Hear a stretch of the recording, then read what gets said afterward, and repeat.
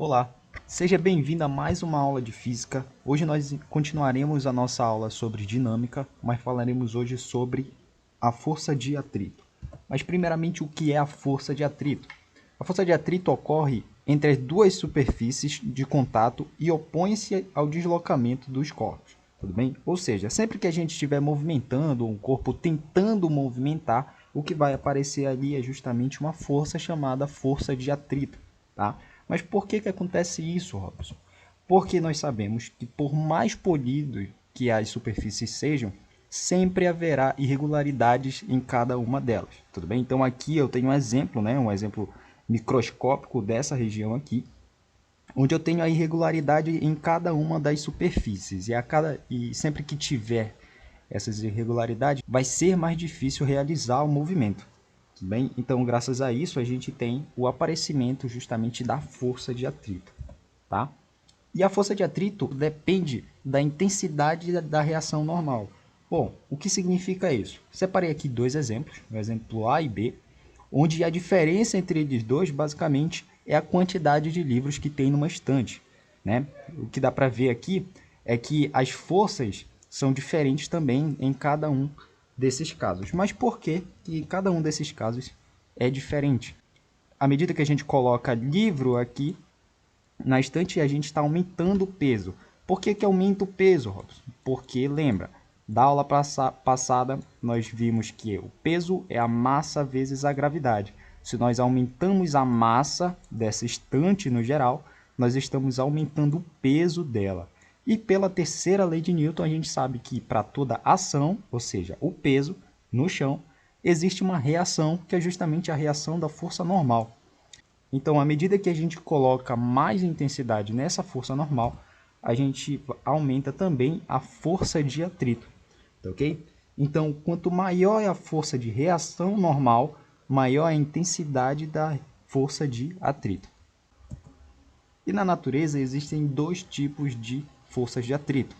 A primeira delas é a força de atrito estático, que atua entre as superfícies de contato na ausência de movimento, ou seja, nesse caso, o corpo está em repouso. Imagine que eu coloque força, esse rapaz aqui no caso, coloque cada vez mais força nesse bloco aqui, né, nessa caixa de madeira, e que ela não se movimente.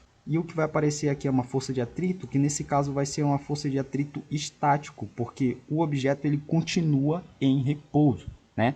Então, a força de atrito estático, ela varia de 0 até a FA, né? FA é a força máxima, que a gente vai ver já já, e ela independe da área de contato entre as superfícies sólidas. Então, a força de atrito estático ela é dada pela seguinte fórmula. F máximo é igual a μe, né? Que é o μ estático, vezes a força normal, tá ok?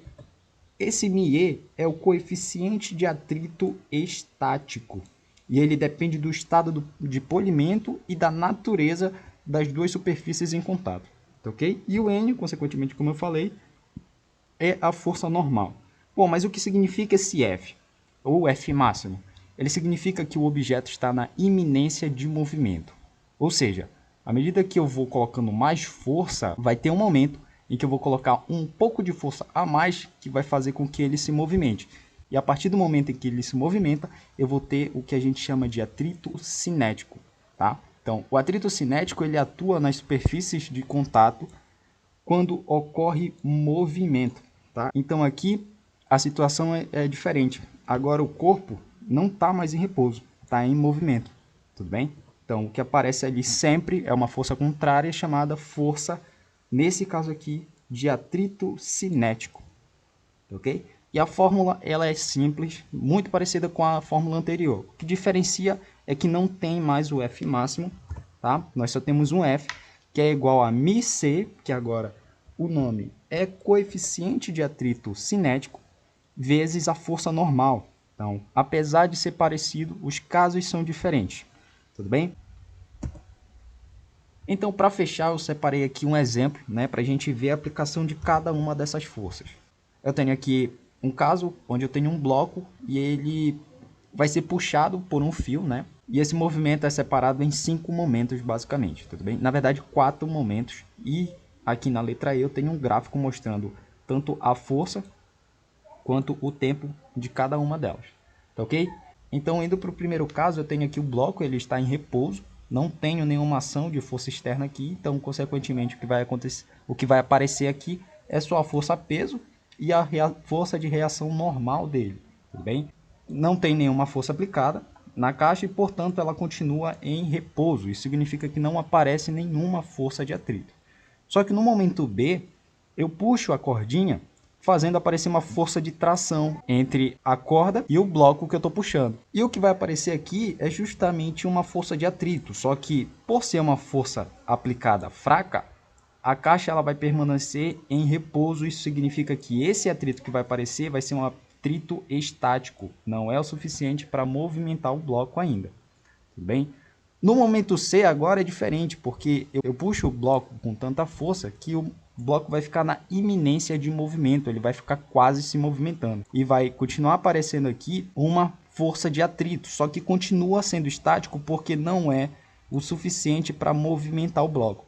Diferente do momento D, onde eu coloco uma força tão forte que o bloco entra em movimento, né? E portanto ela desliza com velocidade. E o que vai aparecer é a força de atrito do movimento, né? Que é a força de atrito estático bem aqui. Então, embaixo eu tenho o gráfico mostrando a força pelo tempo. Vai ter uma reta ali logo no início indicando a força de atrito estático, que é a força de atrito que aparece quando não tem movimento. Só que, à medida que eu vou aumentando a força, o objeto vai ter um momento em que ele se movimenta e vai aparecer o atrito cinético, né? Que é essa segunda parte aqui do gráfico. Tudo bem? Prestando atenção que o atrito cinético ele se mantém praticamente constante à medida que o tempo vai passando, independendo da força que eu aplico. Obviamente que se a gente tiver corpos que tem uma velocidade muito grande, isso já não vale mais. Para encerrar, um simples exercício como sempre, tudo bem? Então, o bloco da figura de massa de 5 kg move-se com velocidade constante de 1 metro por segundo, no plano horizontal, sob a ação da força F, constante horizontal. Se o coeficiente de atrito entre o bloco e o plano vale 0,2 e a aceleração da gravidade de 10 metros por segundo, então o módulo da força F em newtons vale... Então, aqui eu tenho as 5 alternativas e bora para a resposta. A resolução desse exercício é simples, tudo bem? Então, eu tenho aqui o bloco separado e do texto eu tiro as seguintes informações. Eu tenho que a massa desse bloco é de 5 kg, a aceleração é igual a zero. Explicitamente não tem isso no texto, mas dá para a gente chegar nessa conclusão porque ele fala que a velocidade do movimento é constante. O que significa constante? Que não muda. Se a velocidade não muda, não existe taxa de variação dessa velocidade, e essa taxa é justamente a aceleração. Portanto, nesse caso, a aceleração é nula. Tá? O coeficiente dinâmico, aqui nesse caso, mas cinético é a mesma coisa, é igual a 0,2. E um detalhe para cá, para essa parte. Por quê? Essa daqui é o cálculo da força normal. Imagina só que o bloco está parado, tudo bem? Sobre a ação só de a força-peso, para baixo, sempre, e a força de reação normal. Sabendo que o bloco está na horizontal, significa que a intensidade da força normal e a força-peso vão ser a mesma, nesse caso aqui. N vai ser igual a P, tudo bem? E pelo que a gente sabe, calcular a força-peso é a massa vezes a gravidade. Então, N é igual a massa vezes a gravidade. Chegando nesse resultado daqui de baixo. N é igual a M vezes G. Sabendo que o M é de 5 gramas e a gravidade é de 10 metros por segundo ao quadrado, eu chego nesse resultado daqui de que a força N é de 50 newtons. Beleza, então eu já tenho esses dados.